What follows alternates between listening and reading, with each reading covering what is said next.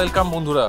তোমরা দেখলে যে লাস্ট এপিসোডে আমরা এই বেঙ্গল সাফারির সামনে এসে এপিসোডটাকে শেষ করেছি এবং এখানে এসে দাঁড়িয়ে কিছু ছবি টবি তুললাম, বেশ ভালো ভালো ফটো তুলেছি যেগুলো তোমরা ইনস্টাগ্রামে দেখতে পাবে আর ফেসবুকে। তো এখান থেকে আমাদের সেকেন্ড এপিসোড শুরু হচ্ছে। এখান থেকে আমরা যাব ফার্স্টে রংপো, তাই তো ভাই? রংপো যাব, রংপো থেকে আমরা যাব গ্যাংটক। তো এই এপিসোডটা একটু মজাদার হবে কারণ আমরা অলরেডি পাহাড়ে উঠে যাব একটু পরেই, আর তোমাদের সাথে শেয়ার করব সিনিক বিউটি, চারিদিকের পরিবেশটা কেমন রয়েছে, কেমন লাগছে। আমাদের সাথে আরেকজন জয়েন করতে চলেছে। এটা ঠিক, আমাদের সাথে আরো একজন জয়েন করতে চলেছে। দেখা হবে তার সাথে, একবারে দেখাবো কে জয়েন করছে, তার কি বাইক, হ্যাঁ কি বাইক, কি নিয়ে যাচ্ছে সব দেখাবো নাকি ভাই? অবশ্যই, একদম। এটা একটা সাসপেন্স রয়েছে, সাসপেন্সই থাক। চলো গিয়ে দেখা হচ্ছে এবারে মোটো ব্লগিং সেটআপে। গ্যাংটকের ডিস্টেন্স এখান থেকে দেখাচ্ছে 104 কিলোমিটার। ওয়েলকাম রাইডার্স, ওয়েলকাম বন্ধুরা, ওয়েলকাম টু সেবক রোড। বিউটিফুল রোড ভাই। অনেকদিন পরে কিন্তু আমি সেবক রোডে আসলাম। লাস্ট যতবার এসেছি গরুবাথান হয়ে গাজলডোবা হয়ে ওই দিক থেকে ঢুকেছি, লাভা ঋষভ, কিন্তু সেবক রোডটা সত্যি অনেকদিন পরেই আসা হলো এবং বেশ ভালো লাগছে। এরকম ভাই দুই সাইডে এরকম গাছে ঘিরে এরকম একটা কালো রাস্তা, সত্যি ভালো লাগে বেশ। ওয়াও। আজকে আমরা এখান থেকে গ্যাংটক যাব, তার আগে আমরা একটু রংপোতে যাব।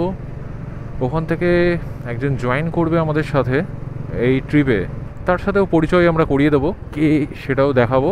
আর অত তাড়াহুড়ো কিছু নেই, তাড়াহুড়ো করার দরকারই নেই আমাদের। আমরা রিল্যাক্স করতে এসেছি, আস্তে আস্তে পরিবেশটা এনজয় করতে করতে আমরা এগিয়ে যাব। আর এখন সেবক রোডে যদি কেউ ওভার স্পিডিং করে তো তার চালান কাটা হবে, মানে কাটা হচ্ছেও, এটা হচ্ছে ব্যাপার। সো যারা আসবে সেবক রোডে ভাই, ওভার স্পিডিং একদম করবে না, এটা তোমাদের কাছে রিকোয়েস্ট। পুলিশ কিন্তু স্পিডোমিটার যেটা থাকে, যেটাতে স্পিড চেক করে, সেটা নিয়ে অলরেডি রাস্তার পাশে দাঁড়িয়ে রয়েছে। তো ওভার স্পিড করো না, মিনিমাম যেটা স্পিড রয়েছে সেটা মেনেই তোমরা চালিও। যত পাহাড়ের কাছে আসছি না, উত্তেজনা কিন্তু তত বেড়ে যাচ্ছে, তত বেড়ে যাচ্ছে। ওই দেখতে পাচ্ছি গাছের ফাঁকা দিয়ে পাহাড়টা, রাস্তাটা কি লাগছে, সেরা সেরা। ওয়েলকাম টু সেবক ম্যান। আর এইটা হচ্ছে যে জায়গাটা দিয়ে যাচ্ছি, এটা হচ্ছে সেবক বাজার, একটা মার্কেট প্লেস মতো রয়েছে। এখানে কম বেশি তুমি দরকারি জিনিসপত্রগুলো সব পেয়ে যাবে, খাওয়া দাওয়া থেকে শুরু করে গাড়ির গ্যারেজ, কোনো গাড়ি প্রয়োজন হলে সেটা তো complete, everything you will get here. ভাই নদীর জল দেখো শুকিয়ে কি অবস্থা, তো ড্রেন হয়ে গেছে। আমাদের বাড়ির পাশের ড্রেনগুলোর মনে হয় এর থেকে বেশি জল বেরোবে, পুরো একদম শুকিয়ে গেছে। আর এখানে এই যে চলে এসেছি রেলগেট, সেবকের রেলগেটে চলে এসেছি। ইয়েস, এই হলো পাহাড়ে উঠে আমাদের ফার্স্ট টার্ন, ফার্স্ট কর্নারিং। ঠিক আছে, ব্যাস একটা কর্নারিং নিয়েছি, এবার পরপর কর্নারিং শুরু। ভাই কি সুন্দর লাগছে, উফ সত্যি অনেক দিন পর এই রোডে কিন্তু আসলাম। হ্যাঁ সৌমিককে তো খুঁজেই পাচ্ছি না, কোথায় গেল?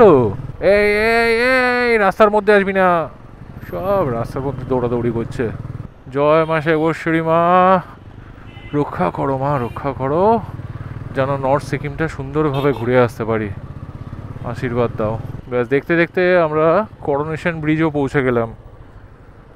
এই হচ্ছে সেই আমাদের করোনেশন ব্রিজ, আর এটা হচ্ছে সেবক মোড়। পাহাড় একটা এমন জিনিস না, বা এমন একটা জায়গা যার প্রত্যেকটা টার্নে কিন্তু মজা আছে। ইচ অ্যান্ড এভরি টার্ন, প্রত্যেকটা টার্নে এক একটা টার্নে এক এক রকম মজা। প্রত্যেকটা টার্ন তোমাকে এনজয় করতে হবে, সব কটা টার্ন কিন্তু একই রকম কোনোদিনই হয় না, তাই হতে হবে প্রত্যেকটা টার্ন এনজয়।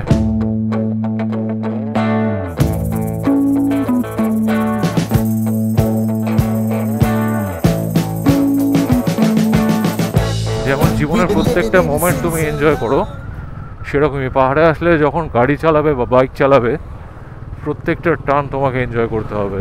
ওই যে সৌমিকের দেখা এতক্ষণ পরে পেয়েছি, ওফ বাবা, ভাবছি কোথায় চলে গেল ভাই। এদিকে দেখো তিস্তার জল এইবার দেখা যাচ্ছে, এদিকে এতক্ষণ ধরে তিস্তায় জলই দেখতে পাইনি।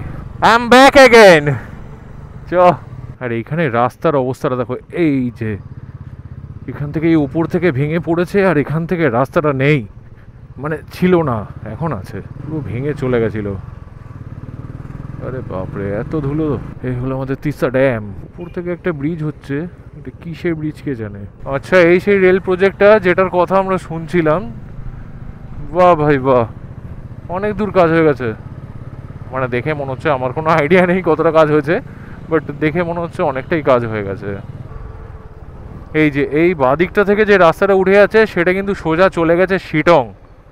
কেউ এটাকে একটা ভুল নাম বলেছিল। হ্যাঁ, এটা হচ্ছে কালীঝোড়া মোড়। দেখো এবার তিস্তায় পুরো ঘোলা জল থই থই করছে। ভাই পাহাড়টার অবস্থা দেখো, এখান থেকে ল্যান্ডস্লাইড। ভাই হোস না, রিসেন্ট হয়েছে লাস্ট মনে হচ্ছে, তারপরে এগুলো সব সাইড করে রাখা। আর এরকম যেতে যেতে না ফ্রিতে পাউডার পেয়ে যাবে, একদম ফ্রিতে পাউডার। এই জায়গাগুলোতে রাস্তা কিন্তু এখনও ঠিকঠাক হয়নি, এরকম ভাঙাচোরাই আছে, কারণ এখানে মাঝে মাঝে ল্যান্ডস্লাইড হচ্ছে, ওই জন্য রাস্তাটা ঠিক করা হয়তো পসিবল হচ্ছে না। এইখান থেকে কিন্তু আমাদের পাহাড়ের চড়াই শুরু হচ্ছে। এবার আস্তে আস্তে ভালো করে বোঝা যাচ্ছে যে আমরা উঠছি ওপরে। এর অবস্থাটা একবার দেখো, উরে বাপ রে বাপ! এনএইচ 10-এর এই জায়গাগুলো কিন্তু ভেঙে একবারে চলে গিয়েছিল, ঠিক আছে? তো এখনও এই জায়গাগুলো স্টেবল হয়নি, মাঝে মধ্যে ল্যান্ডস্লাইড হয়তো হচ্ছে। হঠাৎ করে এত বড় জ্যাম কেন? দেখো ওখানে যে রেল প্রজেক্টটা দেখছিলে, দেখো এখানেও কতটা কাজ হয়েছে। এই যে ওপরে দেখো, তার মানে কিন্তু জোর কদমে রেল প্রজেক্টের কাজটা এগোচ্ছে পাহাড়ে। এবার আর লোককে গাড়িতে করে কষ্ট করে এত জ্যাম ঠেঙিয়ে যেতে হবে না, ডাইরেক্ট ট্রেন। এই জায়গারও অবস্থা খুব খারাপ ছিল, এখন তাও যাওয়ার মতো হয়েছে। এই যে, আর এইদিকে দেখো, মানে একটু বৃষ্টি হলে ল্যান্ডস্লাইড হবে, আর ল্যান্ডস্লাইড হলে কিন্তু রাস্তা বন্ধ। এনএইচ 10-এ কিন্তু এখন সংস্করণের কাজ শুরু হয়েছে। 10 আর 11 তারিখ কাজ ছিল, তারা কাজ করেছে, আর নেক্সট কাজ হবে। মানে এরকম ডেট ওয়াইজ করে দিয়েছে, একটা টাইম স্লট করে দিয়েছে যে এই ডেটে এই টাইম থেকে এই টাইম কাজ হবে। তো সেটা করেছে 17 থেকে সম্ভবত 19 তারিখ, আর ছিল 10 আর 11। আজকে 13 তারিখ, আমরা যাচ্ছি, খোলা পেয়েছি, নাহলে আমাদেরও কিন্তু অনেকটা ঘুরে আসতে হতো। এইখানে দেখো তিস্তাটা কি সুন্দর লাগছে, খালি জলটা ঘোলা, বাট এখানে অনেকটা চওড়া, আর সাইডটা একদম চর পড়ে গেছে, সুন্দর লাগছে দেখতে। ভাই ওই পর্যন্ত আমরা গেছি, ওখান থেকে আবার ব্যাক করে চলে আসলাম। সৌমিক এখনও ওখানে দাঁড়িয়ে রয়েছে। এত বড় একটা পাথর, জাস্ট উপর থেকে এসে দেখলাম গড়িয়ে গড়িয়ে পড়ছে, আর পুরো জ্যাম লেগে গেছে, পুরো জ্যাম। গেলে যাওয়া যাচ্ছে, সব গাড়ি চলে যাচ্ছে, চলো বেরিয়ে যাই, দাঁড়িয়ে থেকে লাভ নেই, চলো। কি করবো ভাই বুঝতে পারছি না, টেনশন তো হচ্ছে, যাবো কি যাবো না সেটাই ডিসাইড করে উঠতে পারছি না। হ্যাঁ, যেখানটায় পড়েছে ওই জায়গাটা পুরো ফাঁকা হয়ে রয়েছে। ভাই দেখো সারা রাস্তা, এই দেখো দেখো পাথর পড়ে, রকেট রকেট, কোনো দাঁড়ানো যাবে না, স্লো করা যাবে না এখানে। উরে বাপ রে ভাই, প্রিয়া তো বিশাল ভয় পেয়ে গেছে, বলছে আমি যাবো না, তাও ভালো। উফ, ওই ব্রিজ পুরো একদম জ্যাম, পুরো ব্রিজ। স্যার हमें रोंगपो चेक पोस्ट जाना है, ऊपर से। আচ্ছা, ওয়েলকাম টু কালিম্পং। এই যে ডান দিকের রাস্তাটা উঠে আছে, এইটা সোজা চলে যাচ্ছে কালিম্পং, আর আমরা নিচের রাস্তাটা নিয়ে নিলাম বাদিক থেকে, সেটা চলে যাচ্ছে রংপো। ব্যাস, 5টা গাড়ি একসাথে পরপর দাঁড়িয়ে পড়লো ইচ্ছা মতো। রংপো যাওয়ার পথে রাস্তার অবস্থা দেখো, সাইড থেকে সব এইখানে কিছু একটা ছিল, বাড়িঘর দর কিছু ছিল, নেই এখন, ভেঙে ধুয়ে চলে গেছে সব। দেখো সব একই অবস্থা, এইসব জায়গায় সব ঘর বাড়ি দোকান কিছু একটা ছিল, কিচ্ছু নেই ভাই। আচ্ছা, রংপো জানে কা এই রাস্তায়, এই বালা না? আমরা এখন রংপো নদীর ওপর দিয়ে যাচ্ছি, আর এটা হচ্ছে রংপো ব্রিজ। আমরা যখন ইস্ট সিকিম থেকে ফিরছিলাম তখন এই ব্রিজটা সবে মাত্র চালু হয়েছিল, মানে একটা লেন বন্ধ করে একটা লেন দিয়ে যাতায়াত করা ছিল। তো সেই টাইমে আমরা গিয়েছিলাম এই ব্রিজ দিয়ে, আর এই মানে প্রায় 2-3 বছর হয়ে গেছে। আমার বন্ধু অতনু এ আমাদের সাথে জয়েন করলো। ভাই রেডি রেডি? তা হেলমেট কই তোর? একদম হেলমেট, এ দেখ এক্সাইটমেন্টে হেলমেট ভুলে গেছে। তা অতনুর সাথে আমার দেখা হলো কত বছর পরে বল? প্রায় 14। 14 বছর পরে অতনুর সাথে দেখা হয়েছে এবং দেখা হয়ে একসাথে কিন্তু আমরা রাইডে যাচ্ছি। ওর বাড়িতে এসেছি, ওর বউ আজকে রান্নাবান্না করেছে, রান্নাবান্না করে খাইয়েছে, আমরা পেট ভর্তি করে খেয়েছি, খেয়ে আমরা এখন গ্যাংটকের দিকে যাচ্ছি। ও খায় না, ও কম খায়, ও যখন দরকার হয় না তখন খায়। ভাইয়ের জন্য আমরা রংপুরে আসলাম এবং ওকে নিয়ে আমরা একসাথে বেরিয়ে পড়লাম গ্যাংটকের উদ্দেশ্যে। মেঘ হালকা রয়েছে আকাশে, বৃষ্টি আপাতত বন্ধ হয়ে গেছে, তবুও প্রিপারেশন নিয়ে রেখেছি যে বৃষ্টি হলেই রেইনকোটটা একবারে যাতে পরে নিতে পারি, হাতের কাছেই রেখেছি। হাতের কাছে মিন্স হচ্ছে ওর টপ বক্স রয়েছে, টপ বক্সের মধ্যে রেখেছি যাতে হঠাৎ করে হাতে পাওয়া যায়। আপাতত অতনু আমাদের লিড করে নিয়ে যাচ্ছে, আমি মিডিলে রয়েছি আর শ্রমিক রয়েছে পেছনে।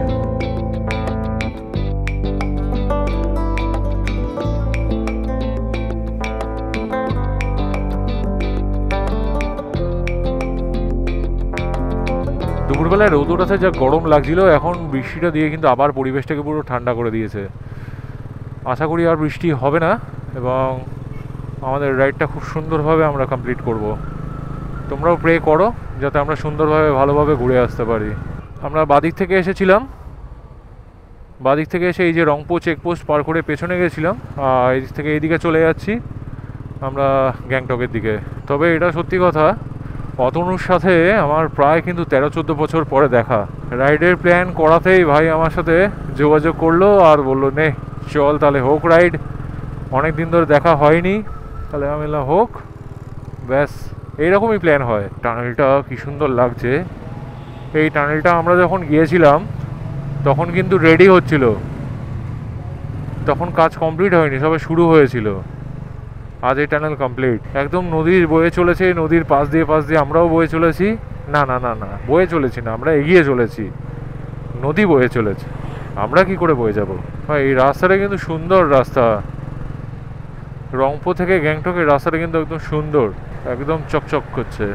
ইয়েস ইয়েস, এই লেখাটার জন্য তো ওয়েট করছি। Welcome to Sikkim. গ্যাংটক এখান থেকে মাত্র 27 কিলোমিটার, ঠিক আছে। 27 কিলোমিটার যেতে আমার মনে হয় না খুব একটা বেশি সময় লাগবে, তবুও পাহাড়ি রাস্তা বলা মুশকিল। এখন যেটা কাজ রয়েছে সেটা হচ্ছে অতনুর জন্য একটা অয়েলের জার কেনা, অয়েল ক্যারি করার জন্য। শ্রমিক দুটো নিয়ে এসেছে 10 লিটার, ওটা 10 লিটার লাগবে কিনা হাতে তাও জানি না, বাট নিয়ে এসছে দুজনের। অতনুর জন্য একটা লাগবে। আমরা এখন তিস্তা নদী ক্রস করছি আর এই তিস্তা নদীতেই কিন্তু মিশেছে ওই রংপো নদী, দুটো একসাথে মিলিত হয়েছে এখানে। দেখো কি লেখা, welcome to Sikkim, the green state of India. Green. Finally আমরা গ্যাংটক পৌঁছে চলে গিয়েছিলাম এমজি মার্গ। এমজি মার্গ থেকে আমাদের পারমিটটা কালেক্ট করতে হতো, তো পারমিটটা আমরা কালেক্ট করেওছি আর এখন আমরা হোটেলের দিকে যাচ্ছি।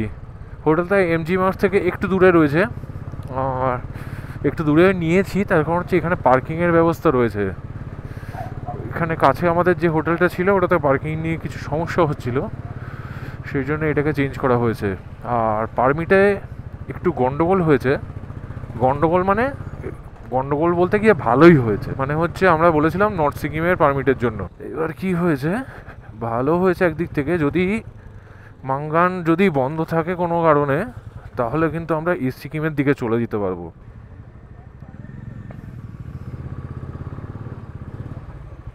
হ্যালো বন্ধুরা, তো আমরা ফাইনালি পৌঁছে গেছি গ্যাংটকে। আর গ্যাংটকে এসে আমরা পারমিট নিয়ে চলে এসেছি রুমে। রুমটা কিছুটা এইরকম, দেখে নাও। এই যে এটা হচ্ছে আজকে আমাদের রুম, এই যে ঘুরে ঘুরে বেড়াচ্ছে এই যে ঘরের মধ্যে। হ্যাঁ না, ভালো রুম পেয়েছি, সত্যি খুব ভালো না পেয়েছি।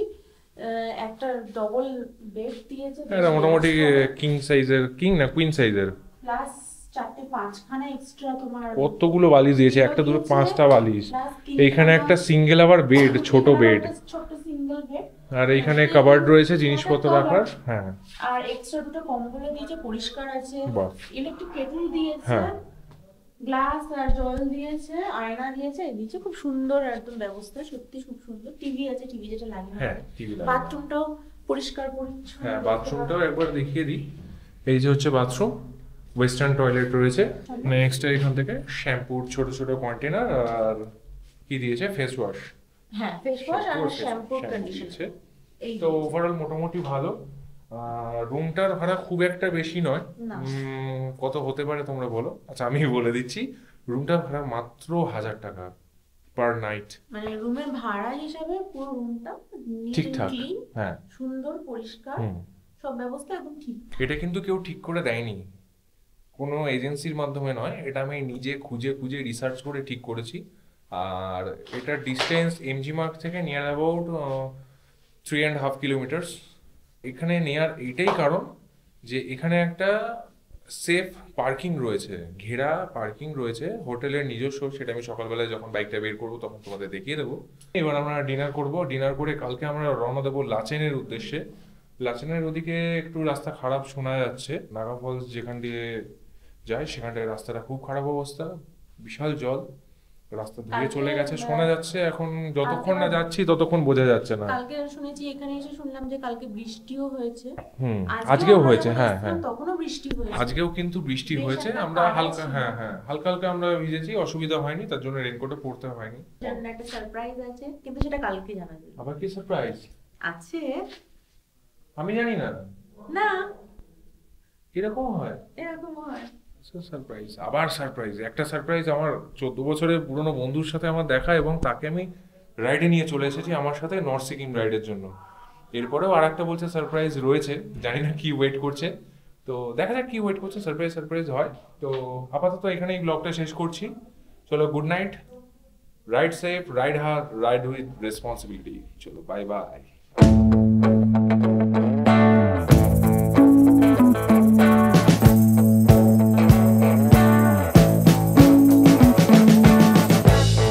We've been living in sin so long, all the feels are gone. Fella stopped me on the street last night, said everything's alright.